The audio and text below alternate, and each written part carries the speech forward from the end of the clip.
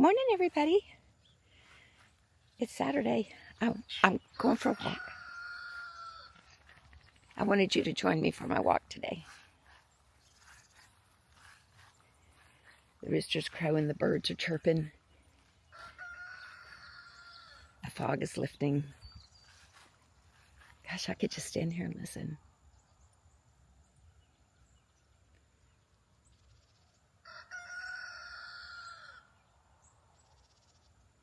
I wanted to show you where I'm at.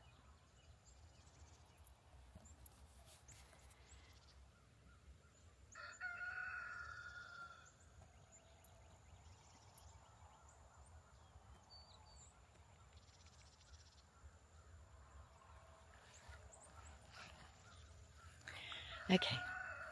All right. So, my name is Marilyn.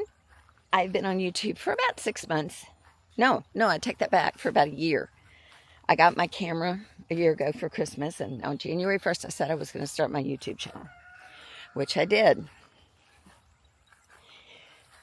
But before that, 2 years ago, almost 2 years ago, we brought my mom to live with us. And you talk about mad. She was so mad. She was angry. My son-in-law told her, we're going to be like the Beverly Hillbillies, and we're going to put your chair on the back of the truck. And if you want to go with your chair, you're going to have to get in it. She was so mad. But it was time. It was time for us to bring her home and to be close to us, because she was beginning to show, things that she wasn't eating. She was scared to turn on the stove. She would just, and sometimes she would put things in the refrigerator and she'd leave them there for a week, and then she'd say, oh, it's okay to eat. No, ma'am, it's not okay to eat. So she said, okay, all right, I know it's time. So we brought her here, and we gave her our I gave her 2 bedrooms of the house and the bathroom. And she was on the right side of the house, and then we were on the left side of the house. And then, of course, in the middle is the living area and all of that.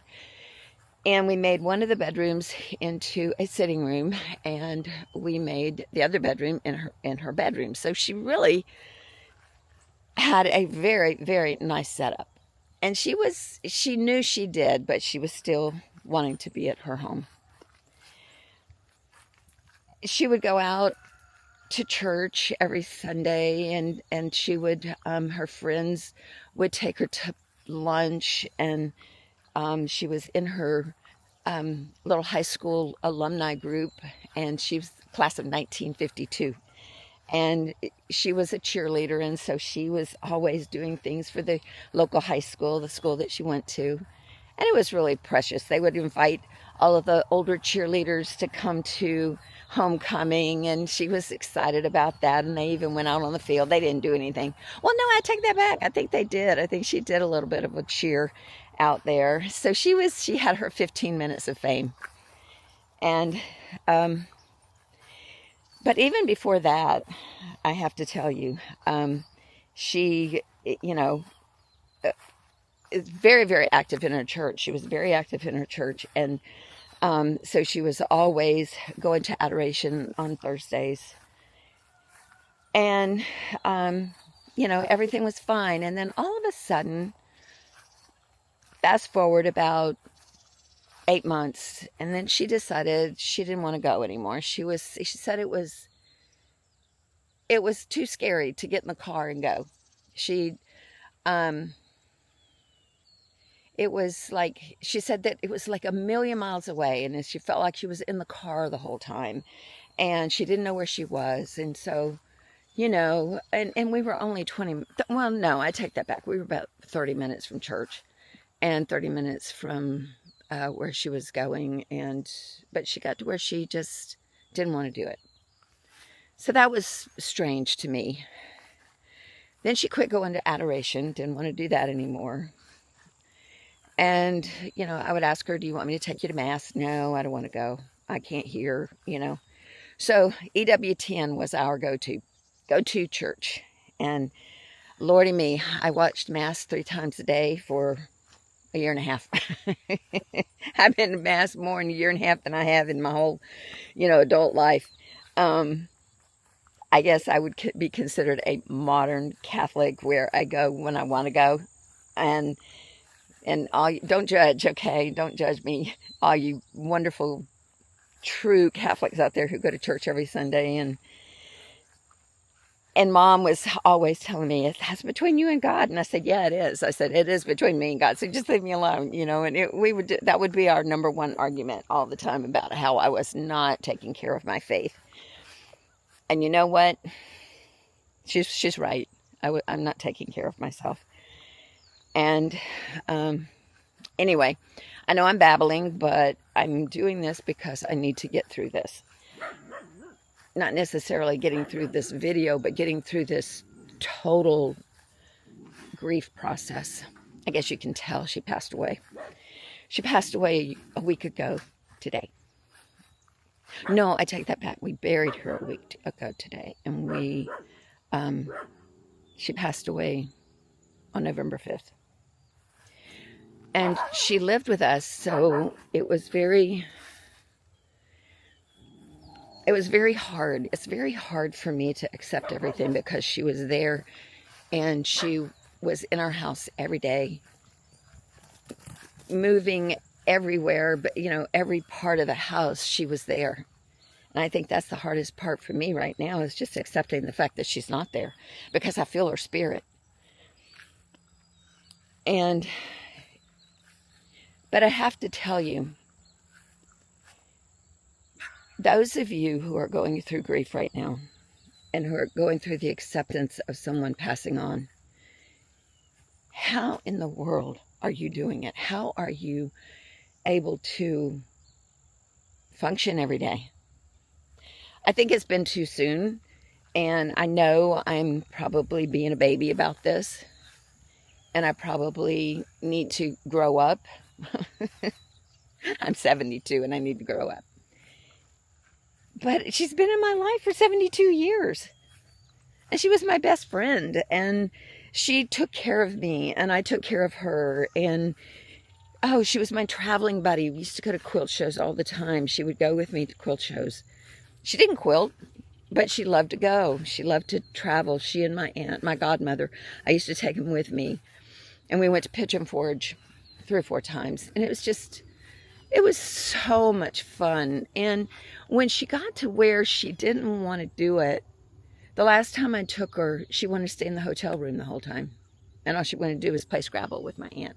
Which, that's fun to do too. But I couldn't believe, I was just kind of, trying to, I guess I was in denial, trying to figure out, why she was doing the things that she was doing, and trying to accept the fact that she didn't want to be, and didn't want to go, and didn't want to do, because we traveled all our lives. We lived in Mexico, we lived in Canada, we lived in Puerto Rico, lived in several different states, and this is all before I even got married. So she's a well-traveled lady, and she just kind of like, I don't know. My daughter said, Mom, you were grieving way before Granny, she called her Granny, way before Granny passed. And yes, because the thing that's getting me the most is that she died from dementia. And those of you, if you're living with someone with dementia right now, or if you're trying to take care of someone with dementia, my heart goes out to you. It is just the worst disease. I mean, yes, there are many, many diseases, and they're all horrible. I'm not trying to say that one is worse than the other. But for the last 6 months, I was losing her every day. There was one more thing that I lost. And it wasn't like it was all at one time. It was like a little bit every day. And it was heartbreaking. It was absolutely heartbreaking, and I don't know how to accept that. When she really was never diagnosed with dementia. I mean, the doctor would say, oh, well, she's getting memory loss and that kind of thing. And I said, okay, well, yeah. And he said, she'll start doing this, that, and the other. And, and I said, okay. So I had no idea. I absolutely had no idea. the heartbreak.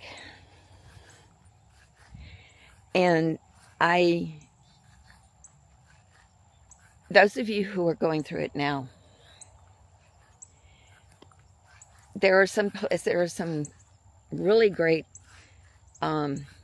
people on Facebook that you can watch. There's this one young lady, and I'll see if I can put her answer on the board, the comment box for you, so that you can follow her if you are trying to accept and trying to deal with someone.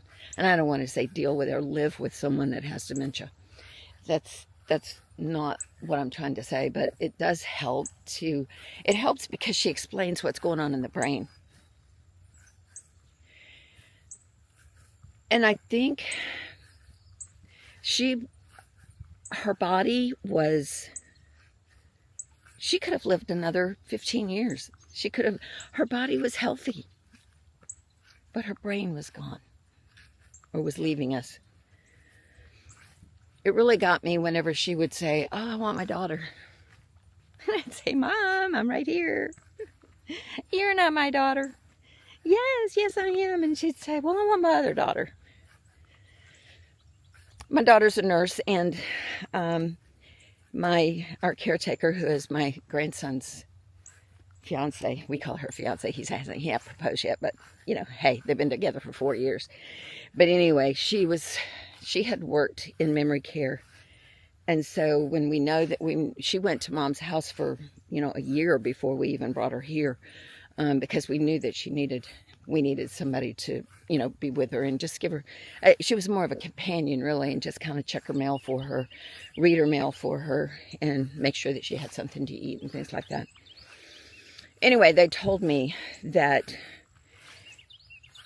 all the things that I was going through was normal, and to not try to beat myself up for the things that I was trying to get through, because I know I did my best, but now that it's over, I have this I have this guilt, and the guilt is what's getting me.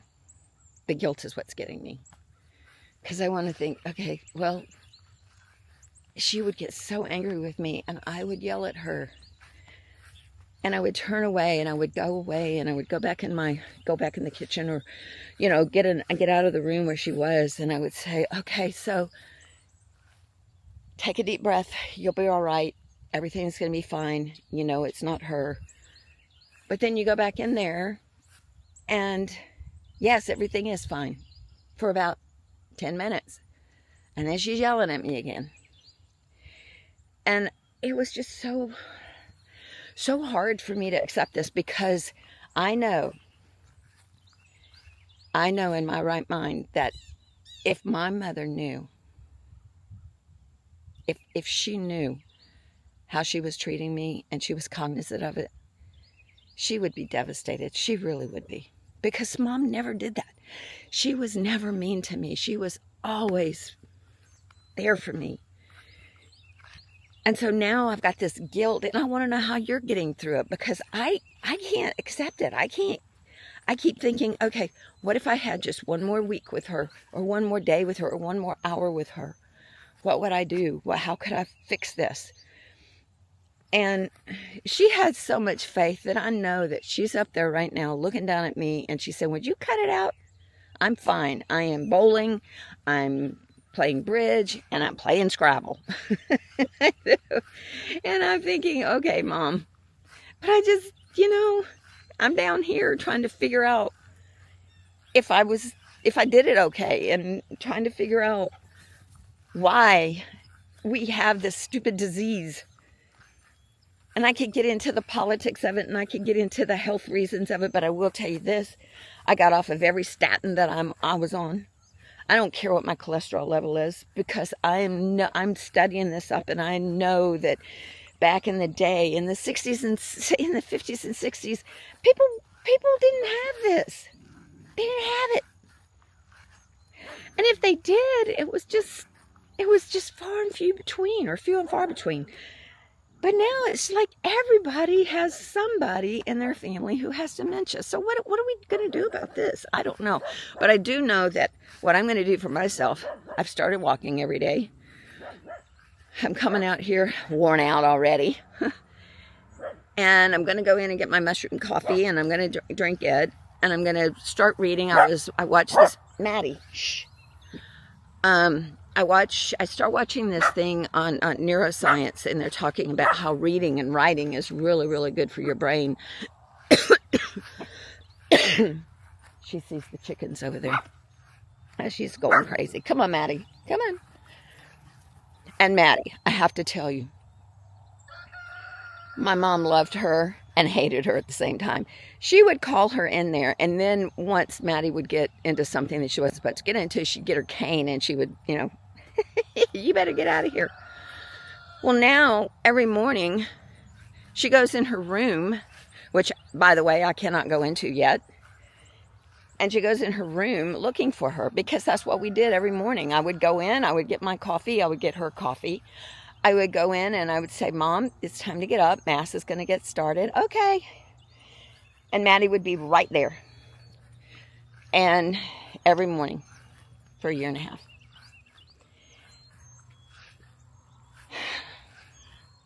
This is therapy for me. So if you guys want to go and leave, I understand. You don't have to listen to me. But I know there's got to be other people in my community that are going through the same thing. Unless I just haven't hit those things yet, and I haven't really looked for it yet, I see all this stuff about dementia, and okay, this is what you need to do. And there are some people who would actually put their parents on there, or the person that has dementia, and they would show them doing things. And I would think, why are you doing that? Why would you do that? Because your mom or your dad would not want people seeing the things, the frustration and the anger that they're going through. They wouldn't want to see that. My mom would hit her head, and she would just hit her head like this, and she would say, why is this happening? Why is this happening? And every dementia patient is different. Every dementia patient is different. When I told everybody that she started, it's going to be another year and a half. Oh my God, and when they said that, I thought, I don't know if I can handle it another year and a half. I just don't know if I can do this. And when I brought her in, I thought, it can't be all that bad. Believe me, it can't be. The heartache and the sadness and the anger that you get. And then you think, why are you, I have to tell you this. I'm an only daughter. I'm not an only child, I'm an only daughter. I have 3 brothers. Those boys could not do one thing wrong. No wrong. She put them up on a pedestal. I could look at her and she would say, why are you looking at me like that? It was like, what? And and the hospice people, they would say they pick one person, and that person typically it's the caregiver, and they pick that one person, and you are their punching bag. Do you see the bruises? There ain't none, but internally they were, because she was just, I loved her. I love her to death, but man, she was so angry. She would go into my husband. She would tell my husband, Steve, I have to tell you what she did today. I'm going to tell on her because she is being so mean to me. And I'm sitting there in the kitchen, and my husband is just looking. I'd be behind her or whatever, and he would just be looking at me, kind of shaking his head like this. Don't do And he'd say, oh, Mama, that's okay. Let's go get you some coffee, and you can go watch TV or whatever. And then she would say, okay, I'll do that. And then he would just look at me, and he'd come and hug my neck, and he said, it's going to be okay. And I said, you have no idea what I'm going through. And he said, yes, I do. Yes, I do. I know. But no, yes, he did have an idea. And I have to tell you, those of you who bring your parents in your home and your spouse, they didn't sign up for this. But I tell you what, mine did. I guess he signed up for it 52 years ago when we got married. He signed up for it. And he is a wonderful man, and he took care of her. And he would come in and say, she's goofy today. And I said, I know. And he said, it'll be okay. It'll be okay. Because one minute she would be fine, and the next minute she would be like, I don't even want to go there. But I guess, I know I'm just babbling, but what I was going to say was, I saw all these things about dementia and how to treat the people and how to do this and how to do that and what they're going through and all of this kind of stuff. I have not seen one video, not one video, on how to deal with what it is afterwards. Afterwards. So if you've gone through it and you know, can you please tell me how to accept this? And like I said, I know I'm 72 years old. Mom was 92. She was very young when they got married. I don't know what I'm going to do. I don't know how to do this. I'm out here in the morning walking because our mornings had such a routine, and I'm trying to find a new normal, and I can't find it. And I know it's new. I mean, like I said, we just buried her last Saturday, and it's Saturday today.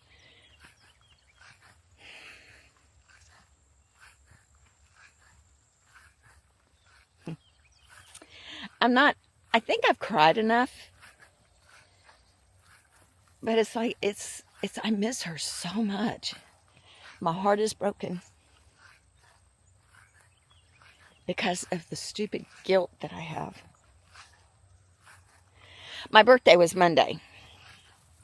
I didn't want to bury her on my birthday. I said, please, let's do it on Saturday. And we did. And it was a bittersweet day because one of my brothers was still here, my older brother. And then my two younger brothers had already gone home. And so it was my brother and myself and my daughter, my oldest daughter. My youngest daughter lives in Philly, so she couldn't come. So she's coming down in a couple of weeks, and we're going to spend the week together, and we're going to go to the beach. Mom loved the beach. And we're going to sit out, and we're going to say our prayers and say our rosary there for her. And she wants to go to the gravesite and see her and visit with her.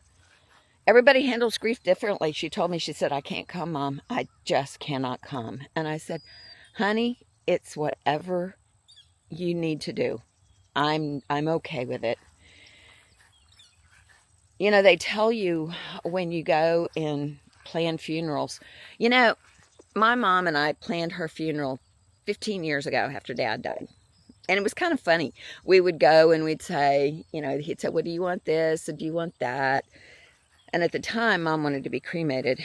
And I said, no, we don't need a family car. We don't need this. I'll just put her in the trunk and take her, and then we'll just bury her, and Mom just laugh, And there was no sadness there. It was just kind of funny because we went to breakfast afterwards, Then about 7 years ago, she said, you know what? I don't want to be cremated. I want to be buried next to your dad. And I said, that's fine. That's fine. We can handle that. And so we had gone to talk to the funeral director, and he told me, he said, that funerals are for the living. They're not for the dead. They're already gone to their maker. Or whatever they believe in, And he said, so funerals are for the living. So the best time to do this is when nobody is sick. And then that way, then you don't spend thousands of dollars on things that you don't need. So we were there, and I said, okay. And we had changed funeral homes where she wanted to do this. And so I had forgotten that we had picked out a casket and all that kind of stuff. So when I called them right before Mom passed, because I didn't know how they did this. I didn't know what I needed to do. When you have someone pass away at home and they're under hospice, you have to call hospice. Then hospice has to call the time of death and all of that kind of stuff. This was also new to me. I mean, I was in I don't know what I was. I don't know what I was. Anyway, so he told me, he said, she's already picked out the casket and all that. And I said, I don't remember that. And he said, yeah. And I said, okay. I said, well, what did she pick out? And he said, well, it says here that she picked out this certain one. I said, okay, well, that's cool. So we had everything planned. And it was, so I will tell you this. If you have a chance to do that before everything happens, that's the way to go. That's the way to go. You'll save a ton of money. And you don't have this grief. And you don't have this guilt on you about planning it and wanting to know whether or not, you know, you're doing the right thing, and whether or not you, you know, if she would want this color, or if she wouldn't want this and what. Doesn't really matter. They're gone. They've already left this world, and they're in a better place. And now we have to be here and finish it all up. I know I'm being morbid. I'm not trying to be. What I'm trying to be is, number one, this is therapy for me. I know it's going to get better. But number two, like I said, I haven't seen one Facebook post, one YouTube video, and I'm sure they're out there. I just haven't looked for them yet, on how to handle grief after someone passes. And I will tell you this, don't, they tell you go and, come on, Maddie. No, Maddie, come on. I lost my train of thought. Oh, well, it's okay. It's okay. I'm beginning to accept everything. You know, one thing that you do whenever you, I was looking down there, because this is my daughter's property, and I was looking down at the house, because she lives over there, and we live over there, and there's a house in between, so we're not really right next door to each other, but we are. And my husband and I bought an RV about 3-4 years ago, and when you have someone come live with you when they're sick, your life is put on hold. And then you get this anger about that. Well, I can't go anywhere because I got to get a babysitter, or I can't do this because of this. It got to where I couldn't even go into town, because we live about 30-40 minutes from town. I couldn't go into town without her. You know, Chris had said, go, get out of here. You know, it's fine, go. And I would just go in, and I like to go antiquing, and I would go to an antique shop. And I would come back a couple hours later just to get out. And, you know, Krista says she's been standing at the window the whole time, walking back and forth to the window, waiting for me to come home. We went to Alaska this summer. We had planned it, I don't know, before Mom came to visit. Before she came to live with us, we had planned it, and we had paid a lot of money to go. So we had it all planned, and Chris, my grandson, came and moved in at the house, and they were with her for 2 weeks. But I had to call her every day. I had to FaceTime her every day. So I was on vacation, but I wasn't. So be prepared that if you do bring your mom home with you, or your dad home with you, that your life is going to be put on hold. And one of the things that the hospice chaplain told me, he came to visit, and he told me, he said, I just treasure the fact that your mom had someone who could take care of her like this, because he said, you have no idea how many people are taken to the nursing home and dropped off, and they never come back. They never come back. And they die alone.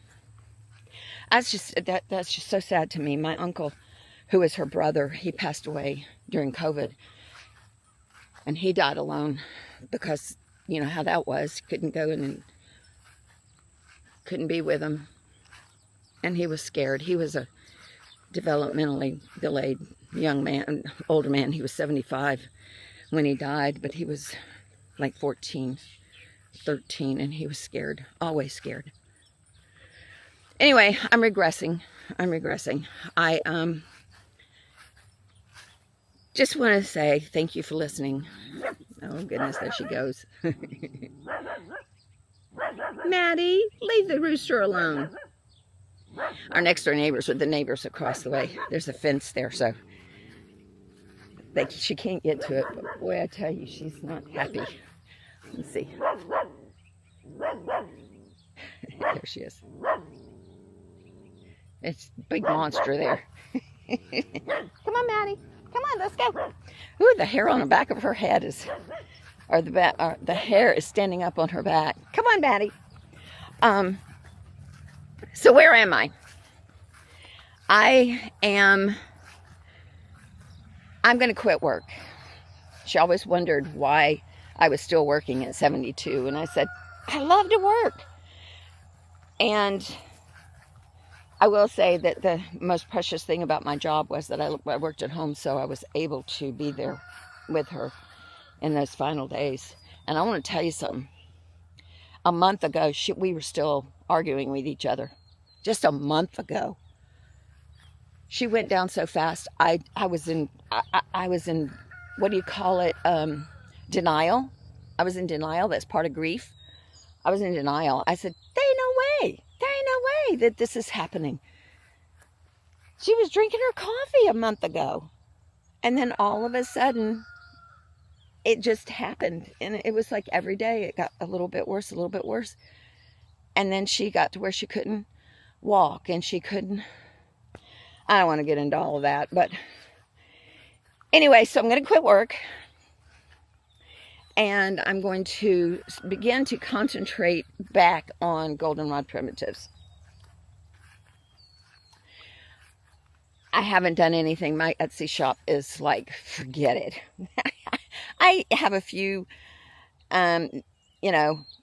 sales here and there, but I haven't done anything. And here we are in Q4, and I probably won't sell anything. And it's okay. It's okay. I've got time now to spend on it. For the last 6 months, I haven't done anything. I haven't uploaded anything. I haven't tried to sell anything. I have a couple of patterns that, that I have this digital. And so I don't have to worry about, having to send anything. And then I have a lot of yarn that I had already, dyed. And I had dyed a lot of yarn whenever Mom was still active in the house. And she would come in and she said, what are you doing? And then she'd want to help. But I said, oh, Mom, you can't help with this. It's very hot.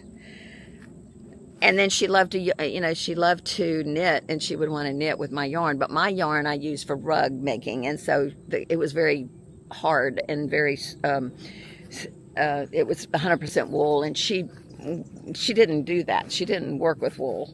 Number one, it was too expensive. And she was a very frugal lady. And so she would wait until we could get her some acrylic or whatever.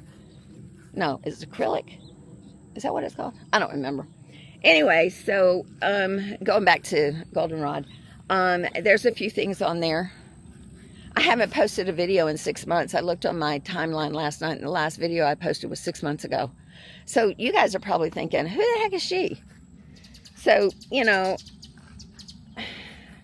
I'm not going to post anything else about dementia. I'm not going to post anything else about grief.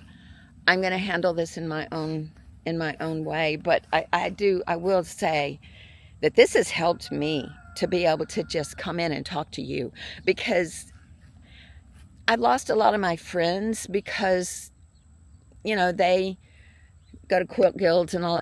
I couldn't go. I just, and I haven't really lost them. We've just lost contact. And I'm not interested. I'm not interested in that anymore. So I've got to find my new me. I got to find something that I want to do. And I know some things I want to do. I'm going to continue working with my yarns. I love to dye yarns, and I love to rug punch. And I love to cross stitch and all of that. I've got a couple of patterns that I'm working on. I got the one pattern that I designed about a month ago, and I started working on it. And then that's when, I was working on it. I would, and I would start trying to, because I don't like to put a pattern on Facebook, or not Facebook. Well, yeah, Facebook. I don't want to put patterns and stuff on the site or my website. Oh, and talk about my website is so, it needs work, and I haven't put anything in there, and I'd like to finish up the project so I can have a done project so people will know it wasn't AI that did it. Well, I put that away, so I haven't had to do that. So that's on my agenda to get done. I'm going to, I'm a teacher. I've been teaching math and science for 35 years. And I love to teach, but I don't like the politics anymore, and I'm tired of it. So I'm going to start another YouTube channel just on education for learners. I'm gonna do it for adult learners, people who might want to go back to school, or people, and I've learned this from that neuroscience thing about reading and about learning and things like that, and how to keep your brain active. That's what I'm going to do. I'm not going to, and kids and parents who want to use my videos and stuff like that to, to help their children learn how to do this, that's fine. But I'm going to target the older community who need to get your brain to working. And I was talking to my sister-in-law the other day, and she said, those things on Facebook that they always say, and they said, well, what's the answer? It's on PEMDAS, the order of operation. Well, obviously, I get them right every time. She says I never get them right. And I got to thinking, and there were a lot of people on there that they would come in and they would say this, I don't get them right either. So, again, babbling, but so that's what I'm doing. Those are the things that I'm going to face and start to do. I do want to say this. One of the things that I was very adamant about with my daughter, because of the fact that Mom was so hard on me,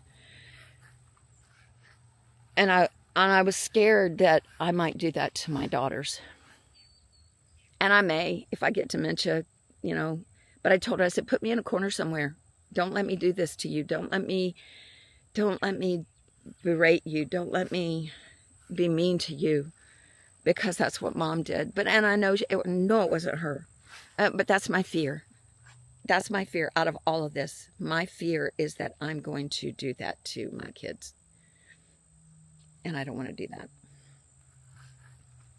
Anyway, so that's where I'm at. So keep watch. I will start posting more videos. I'm going to, I'll start figuring it out.